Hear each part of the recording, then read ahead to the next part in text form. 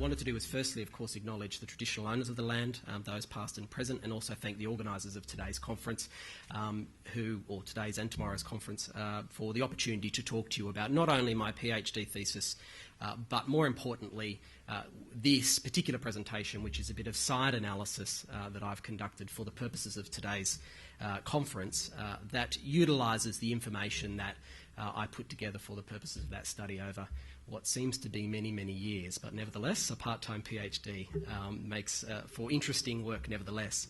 I'm going to do something slightly different to most of the presentations today, because what I'm going to do is not just look at homicide offenders, but I'm going to situate those homicide offenders within a broader offending population. And I'm going to look at the differences not only between homicide offenders of different types of criminal trajectories, but then also look at the differences between homicide offenders and other violent offenders within the same criminal trajectory.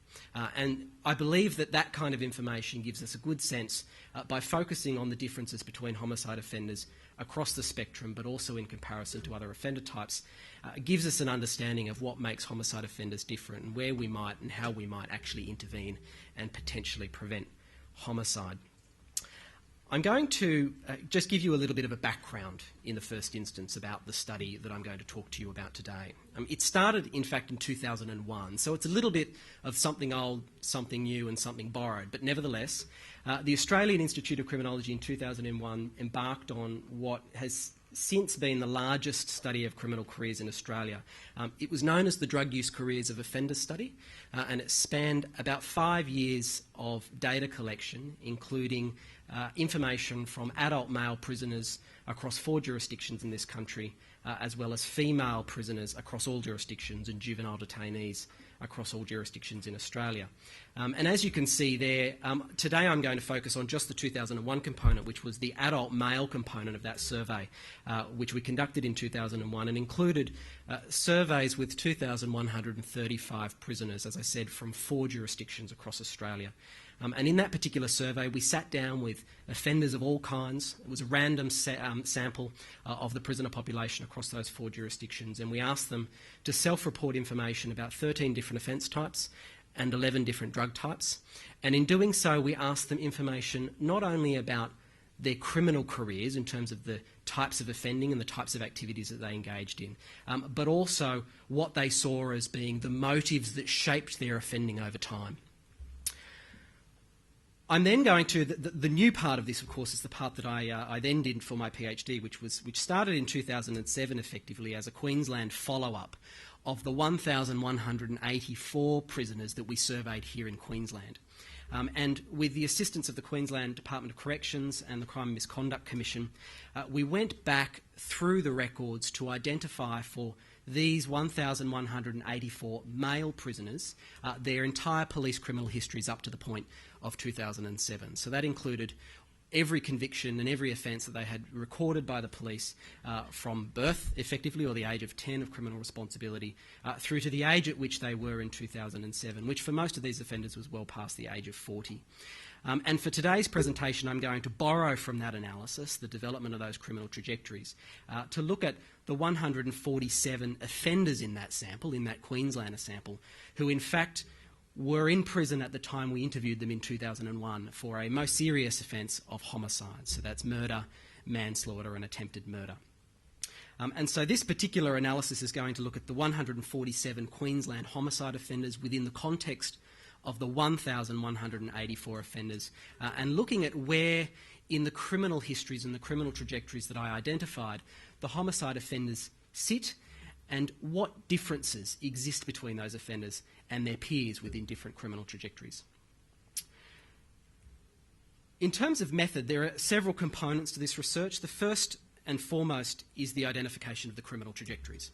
And so the part of the something new, something old and something borrowed is to borrow the methodology of Daniel Nagin and looking at the what's effectively group-based trajectory modelling to identify different clusters or different trajectories of offenders within the prison system, and to situate, after doing so, the 148 homicide offenders that we interviewed back in 2001. And just to give you a bit of an overview here in terms of methodology, for those of you who are so inclined, the process for developing the trajectories used a zero inflated Poisson trajectory model with exposure for incarceration time, and I used Stata version 12 with the program called TRAJ, which was developed by Daniel Nagan and Bobby Jones. And I've used mostly and borrowed from Daniel Nagan's work, looking at the various ways in which we identify those trajectories and how we conceptualise those trajectories from a quantitative perspective. And what you'll see in the end is that of the 1,184 prisoners that we interviewed back in 2001, we identified the following 6 trajectories, which look a little something like this. Now, I haven't labelled these intentionally because we're only going to look at 3 of the trajectories, and I'll come back to why that's the case in a moment. But to give you the overall picture of what's going on in this data for these 1,184 offenders, you can see that the model produced effectively 6 criminal trajectories, with one in particular high trajectory, which comprised around 7 to 8% of the sample. You've got 2 relatively moderate rate offending trajectories between the age of 10 and 29. The first started relatively early, and the second, actually what we call relatively late onset offenders, come out of the sample as moderate rate offenders. And then you have 3 trajectories at the bottom, which I've called kind of low rate desisting offenders. So they're relatively low rate compared to their peers, but they end up desisting out of crime from about the age of 20 to 29. And then a low rate, what I call sporadic offenders, which commit relatively few offences but remain relatively stable or constant in their offending. And then a group which just so happens to be the largest of all the samples, or of all the groups in this particular analysis, is the last group there, which is the zero rate offenders.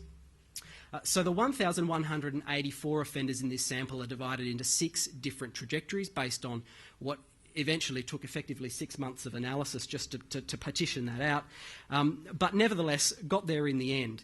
The 147 homicide offenders were, when we actually looked at how they were distributed across the trajectories, you can see were actually disproportionately more likely to be in the zero rate trajectory, the low rate sporadic trajectory, and the low rate desisting trajectory. So you can see that whereas in the total sample about 30% of our offenders came from the zero rate trajectory, that was actually 46% of the 147 homicide offenders that we interviewed back in 2001. 33% had come from the low rate, the sporadic offending, the low rate and relatively constant, and 12%, as I said, from the low rate desisting trajectory. The actual number of homicide offenders that actually existed in those 3 moderate and high rate trajectories was relatively small proportionally. And in fact, given that the high rate trajectory only comprised 6% of the overall population, the fact that they comprised 2% of homicide offenders means that I'm dealing here with only about 3 offenders in that group. And similarly in the what I call early and moderate desisting group and the late and moderate persisting group, I had relatively small numbers. So there were very few homicide offenders situated in those quite high criminal trajectories. And so for the purposes of today's presentation, for the remainder of what I'll present today, I'm looking mostly at just the 3 trajectories with the lowest rates of offending, which had the largest proportion of homicide offenders in this particular sample. And just to give you a sense of what proportion of each of those samples, this is spinning the graph the other way, what proportion of each of those trajectories were actually comprised of the homicide offenders. You see here that our zero rate offenders comprised roughly homicide offenders comprised roughly 19% of our zero rate group, 14% of our low rate but persisting group, and 8% of our low rate and assisting group. And just to rescale it, because the problem before, given the relatively high rate offending and the moderate rate offending group, it made it very difficult to actually see how these trajectory shapes actually came out.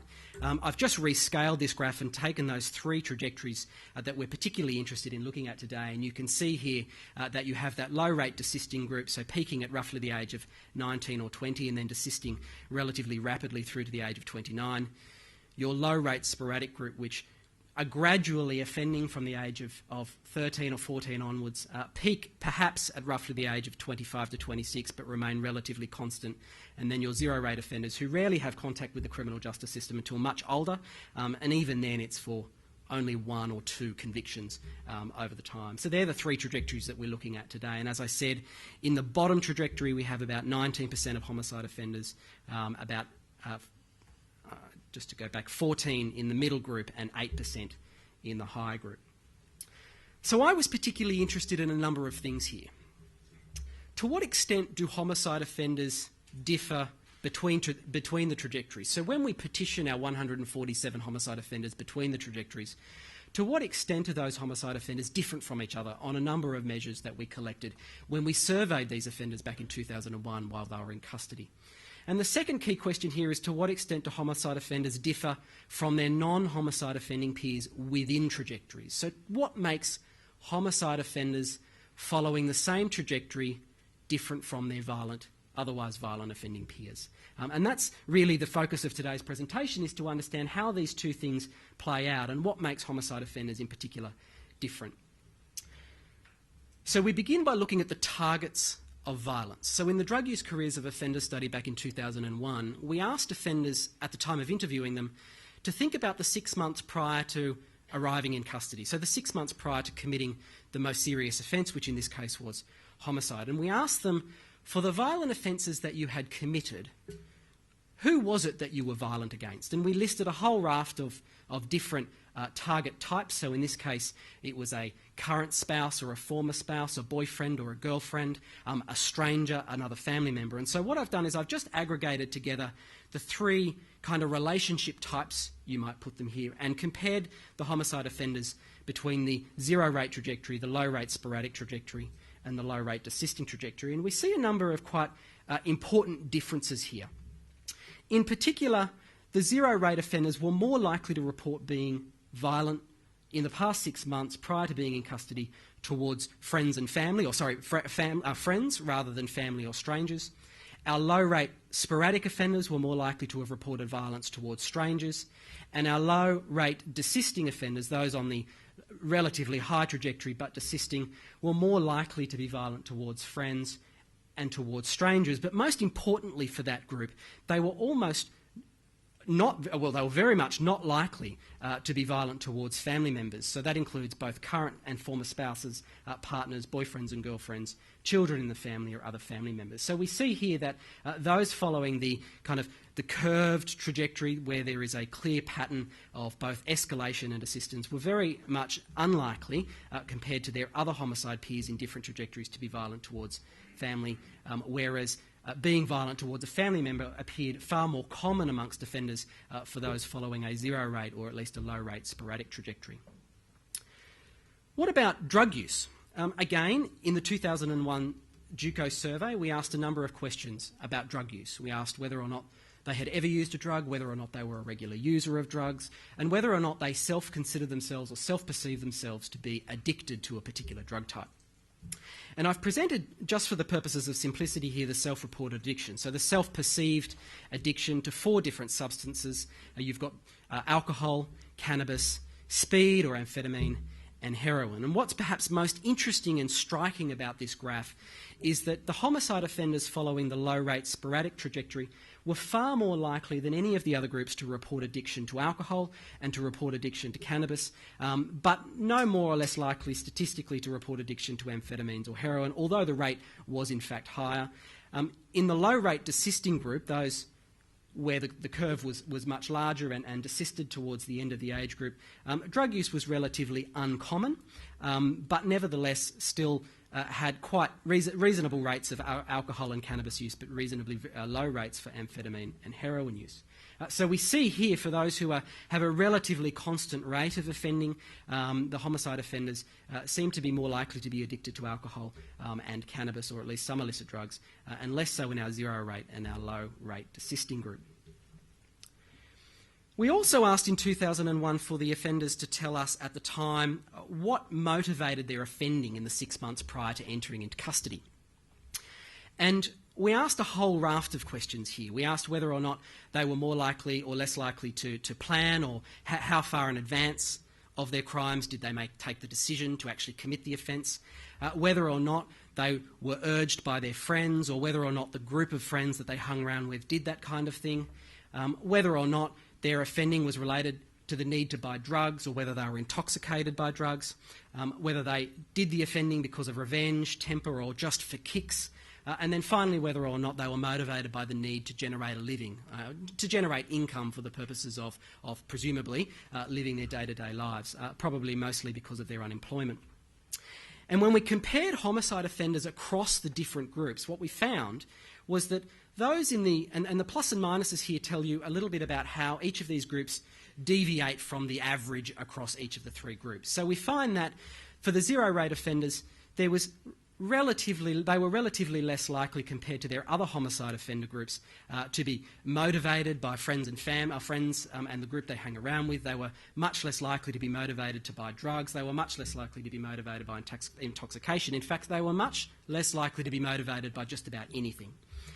For the low rate sporadic group, those with the relatively constant rate of offending, they were far more likely to be motivated by what we would call differential association, or the relationship with their peers. So they were more likely to say that it was what their friends and their peer group was doing, which was largely what was motivating both the violence and the property crime that they were undertaking in the 6 months leading up to their offending. They were also more likely to say that one of the main reasons for committing their crime was because of intoxication, either to alcohol or drugs, and they were more likely to report revenge and temper, or having lost their temper, as key motivations for committing the crimes leading up to the homicide in the 6 months prior.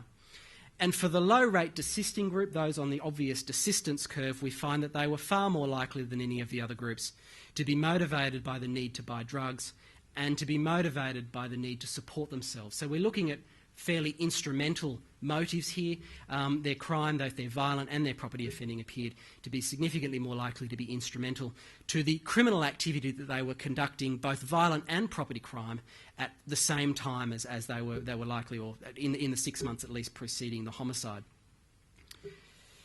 So that tells us a lot, about what we know to be the differences between homicide offenders of different trajectories. And we can see that there are clear differences in what motivates them, as well as the types of people they are likely to be violent towards, and also whether or not they are using or addicted to drugs in the 6 months prior to committing the homicide.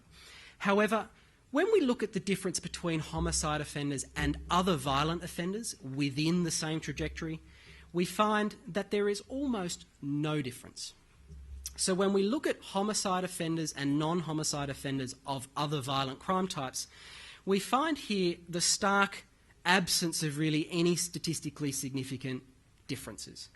For the zero rate, we find absolutely no difference. So the homicide offenders were not statistically different from other violent offenders. In the low rate sporadic group, there was only one factor that appeared to differentiate homicide offenders from their other violent peers, and that was that homicide offenders were statistically more likely to say that they were, more likely to target friends than their non-violent peer, their non-homicide peers. In the low-rate desisting group, the homicide offenders were even less likely to target their family as victims of violence, or victims or the targets of their violence, than their other violent peers in that particular trajectory. But with respect to drug use and alcohol use, certainly in terms of addiction, there were no differences between individuals within the trajectories, which means that it becomes particularly difficult to predict homicide if within a trajectory there appears to be not much difference between violent offenders generally and their homicide offending peers. If we look at the other factors, again, we see the stark absence of any, or at least any statistically significant factors. The only difference that appears to differentiate most of the homicide offenders from their non-homicide violent offending peers within trajectories is the amount of decision-making or planning they claim to put into their violence. And here we're talking about a negative relationship, which means that homicide offenders, compared to their non-homicide peers, were less likely, or should I say more likely, to act on the spur of the moment. So they were less likely to plan, they were less likely to decide well in advance of the offence, but they were more likely to report that their violent offending was a spur of the moment action. And the only other statistically significant factor that appeared was that those in that low rate sporadic group were statistically less likely to be motivated by the need to buy drugs than their non-homicide but otherwise violent peers. So what did we learn? For those with little or no pre-existing criminal career, i.e. those in what I termed the zero-rate offending group, The homicide appeared most often to occur as an emotional or expressive outburst. One of the benefits of the JUCO study that we conducted back in 2001 was not only did we ask offenders about the crimes they committed in the 6 months preceding the homicide, but we also asked them to tell us why the homicide itself occurred. And you can see there as the last dot point that we have quite a number of what appear to be emotional or expressive related homicide motives. So, for example, we've got he was a drug dealer and he was responsible for my death. That was the reason why he said he committed the homicide. The victim was a child molester and so I killed him. The victim was giving drugs to kids and so I killed him. And I caught him in bed with my wife, so I killed him. These people had relatively no pre-existing contact with the criminal justice system, but appeared in this sample, at least as homicide offenders on a zero-rate trajectory, to be motivated largely by emotional or expressive interests. Violence, where it pre-existed, was often targeted towards friends and acquaintances, those people that they knew and that they were acquainted with. For those low-rate but seemingly persistent criminal offenders, so having a relatively stable rate of offending even if at a low rate, strangers were the most likely targets of their violence. Substance use, but in particular alcohol addiction and intoxication, featured heavily in the explanations given for both general violence and for the homicide for which they were in custody. And I've just given you some quotes there taken from the actual information the homicide offenders gave us about why they committed the offence. And you've got a couple there. It was a combination of everything, alcohol and boredom. And secondly, alcohol. If it hadn't been for drinking, it wouldn't have happened. And I just point out there the interesting findings around differential association and the influence of peers as an important factor driving both the criminal trajectories of these offenders, but also potentially driving the violence that preceded the homicide in the 6 months prior to them entering into custody. And then finally, for that low-rate desisting offender group, the offender group that had an obvious peak and that started to age out of crime by about the age of 20, we find that family members were rarely the targets of their violence. Instead, violence was often targeted towards known friends and acquaintances. Although drug addiction appeared relatively rare in this group, interestingly, the motivation for offending was more often linked in this group for the need to buy drugs, for the money to need to buy drug, or to make a living. So instrumental factors associated with income generation and general lifestyle factors. 2 in every 3 of the offenders, the homicide offenders in this group, reported some rational or instrumental reason for the homicide for which they were in custody. An example there was, because he ripped me off. I was in the drug trade and I was selling drugs, or I was involved in drug distribution, and the person who I killed had ripped me off. And in other instances, the homicide emerged as a functional consequence of other offending activities such as armed robberies, drug trades and turf disputes. And one of the examples of the quotes given here was that it was gang-related. The victim was Vietnamese and we had a problem with these Vietnamese gangs in our area, and so I killed him. I'm going to end it there with some next steps. Clearly, criminal trajectory modelling is in of itself limited in terms of its methodology, but there are a number of potential clear steps that we can take with this data, being an old data set but refreshed with new criminal conviction information.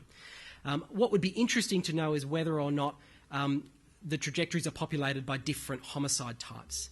At this point in time, the self-reported and administratively recorded information about homicide did not include whether or not it was an intimate partner homicide, whether it was a parricide or a familicide or otherwise. And what would be interesting for further analysis is to further tease out from the self-reports and other information whether or not different types of homicide offenders are distributed differently amongst the different trajectories that we have in this population.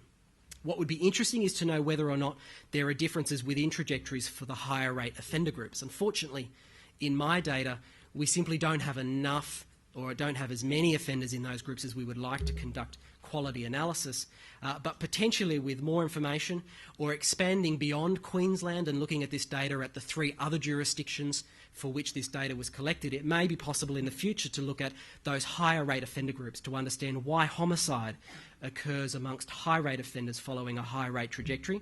And then finally, perhaps more importantly, one of the significant benefits of the self-reported element of the drug use careers of offenders study conducted by the AIC back in 2001 was the collection of information around self-reported offending. So here I've presented to you 6 trajectories and focused principally on 3 trajectories based on criminal convictions of offences that have come to the attention of the criminal justice system. What we have, in fact, is the ages and the information about the types of offences and the number of offences committed by these offenders over their entire criminal history based on what they have self-reported. And in the future, it will be very interesting to see whether or not, first and foremost, those trajectories match the criminal conviction trajectories, and if they don't, whether the self-reported trajectories tell us something different about the nature of homicide and the differences between homicide offenders and their non-homicide violent offending peers. I'll end it there. Thank you.